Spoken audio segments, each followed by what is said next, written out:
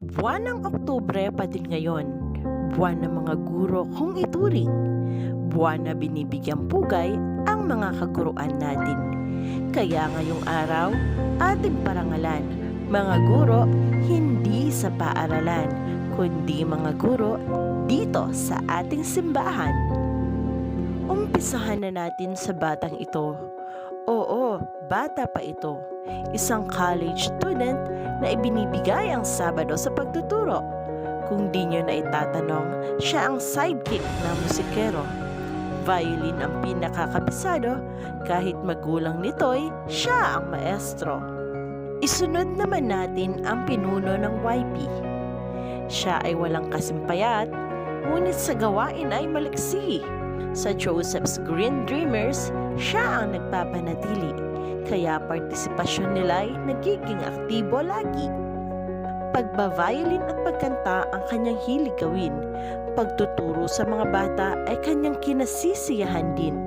Sa kolehiyo may maraming gawain, ngunit ang paglilingkod niya ay di kayang baliwalain. Ang maestrong pogi naman ang ating isunod. Pangunguna sa Daniel's Tangerine Lion, siya ay very good. Sa pagtuturo ng music lesson, pag-MC at pag-awit, hindi siya napagod. Tulog, kain at kanyang irog lang katapat, tiyak na lakas niya ay mag-overload. Marami mang gawain sa school si Sir Pogi. Pagdating ng linggo, lakas ay di napapawi. Di nawawala pati ang ngiti. At para sa Panginoon, siya ay available lagi. Kung kapugian ang usapan, sa taong ito, tapos na ang laban. Mapaanong postman kuha sa'yo, wala nang pupogi pa sa mga larawan mo.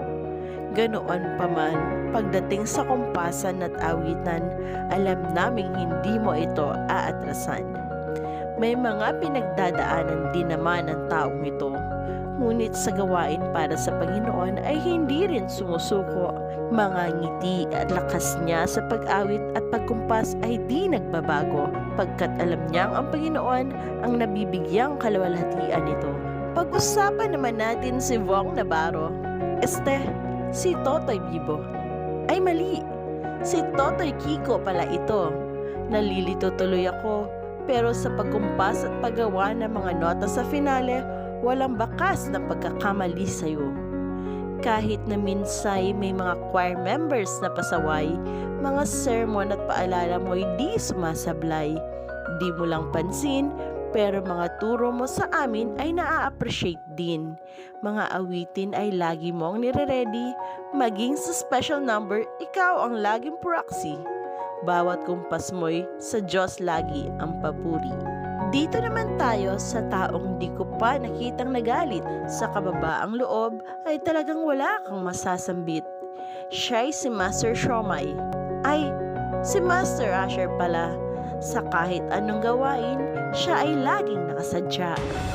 Hindi lang sa pag-a-usher ang kanyang buong pusong ginagawa. Maging sa paghahayo, siya'y laging nakakasama. Napakadali niya lang din patamuanin. Simpleng regalo lang at magandang misis niya, siya ay solve na. Sa paglilingkod sa Panginoon, lagi siyang may panahon. Sa pag-aaral ng salita ng Diyos, lagi siyang nakatuon. At kapag minsang wala si pastor, siyang laging may pangaral na baon. Pumunta naman tayo sa riding in tandem, serving in tandem pala. Sila mga deacons na young at hard pa. Deacon Mario at Deacon Ernesto ang mga pangalan nila. Nakaantabay lagi kay pastor at pagbibigay pangaral ang kanilang ginagawa. Sila rin ay nag-encourage sa mga kapatiran na nanghihina.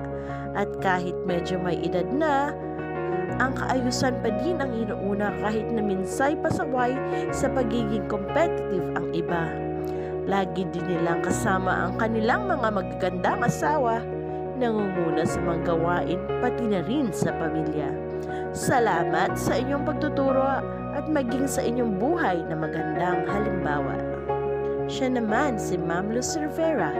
Hawig lang siya ni Marian Rivera, pero ang totoo'y mas maganda ang kalooban niya.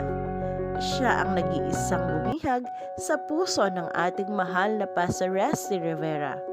Bagamat single na siyang muli, ang mga kamels niya ay lagi siyang napapangiti. Kahit ng ating mahal na Pastor Resty ay lumisan, sa mga gawain si Ma'am Luz ay kailanmay di nang iwan. Ang mga may sakit ay laging pinupuntahan. Pagdating sa pagbibigay, napaka-generous niyan. Siya ay simbolo ng kalakasan ng mga ladies. Sa pag-guide sa kanila ay di rin siya nagmimintis. Ma'am Luz Rivera, ang buhay ni Pastor Resty ay di namin malilimutan. Kagaya ng pagmamahal namin sa iyo ay di makakaligtaan. Isunod naman natin ang babaeng sinagot ni Pastor Bry. Ang babaeng napasagot pala niya. Pagdating sa suporta ay all in siya. Siya'y laging nasa likod lang ng ating pastor. Maging sa kamera, siya ay madalas may control. Kaya't hirap akong makahanap ng mga larawan mo. Ayan tuloy, puro mga stolen shots ang karamihan sa na-download ko. Ngunit lagyan natin ang kwento, ang mga ito. Ang pagiging pastor's wife ay iyong in-embrace. Bagamat para sa iyo noong una, ito'y di mo matake. Ngunit kapag ang Diyos ang tumawag, di ka pwedeng maluwag. Ang paglilid at pagtuturo mo sa ladies ay tunay na nakaka-bless. Kaya konsentrasyon sa lahat na iyong ginagawa ay binibigay ang best. Matumba man sa ibang mga laban, tatayo pa din at ipinagpapatuloy ang digmaan. Sa pagkain naman siya ay laging game. Kaya't ang timbang niya ay sa ladies dapat i-blame. Masarap kasi kapag napagsasaluhan ang salita ng Diyos, pati na ang pisikal na pagkain di maubos-ubos. Lagi mong pinapahalaghan ang paglilingkod at pagpapatuloy, kaya't ang biyaya'y laging dumadaloy. And last, but definitely not the least, si Pastor Bry, the man that we appreciate today, he is. Since it's your day today, hindi ko ma-joke ang mga picture na i-display dahil ang pagpapastor ay hindi biro. Marapat lamang ikay aming mabigyan ng regalo. Ang maikling video na ito ay summary ng iyong mga ginawa para sa God's ministry. Sana iyong magustuhan at sa Diyos maibalik ang kapurihan.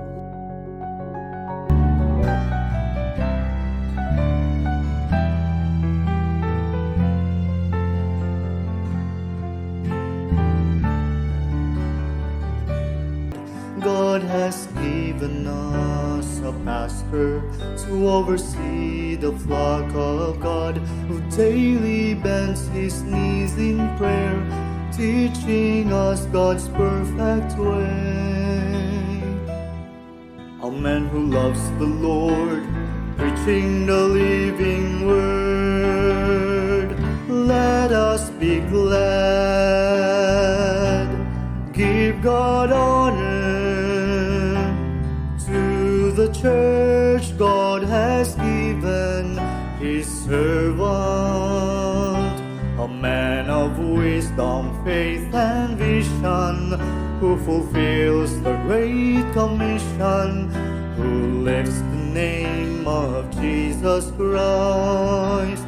For our pastor, we thank you, Lord. Let us be glad, give God honor to the church God has given his servant, a man of wisdom, faith and vision, who fulfills the great commission, who lifts the name of Jesus Christ.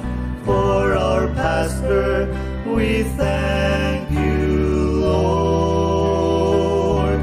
For our pastor, we thank you, Lord.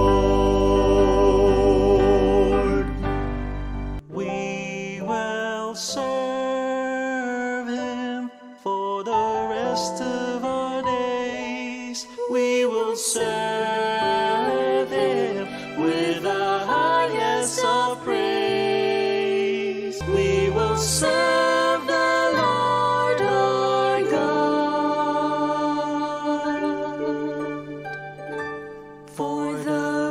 rest of our